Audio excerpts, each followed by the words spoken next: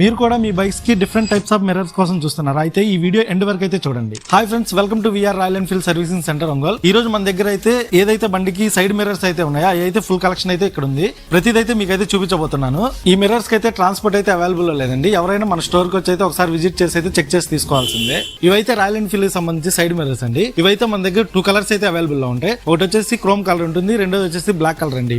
ఇవైతే Java mirrors అండి. ఇది రాయల్ ఎన్ఫీల్డ్ కి కూడా వేసుకోవచ్చు. జావావే కానీ GT 650 కి రాయల్ ఎన్ఫీల్డ్ కి కూడా వేసుకోవచ్చు అండి. ఇవి వాటితో పాటుగా ఇంకొక డిఫరెంట్ మిర్రర్స్ అండి.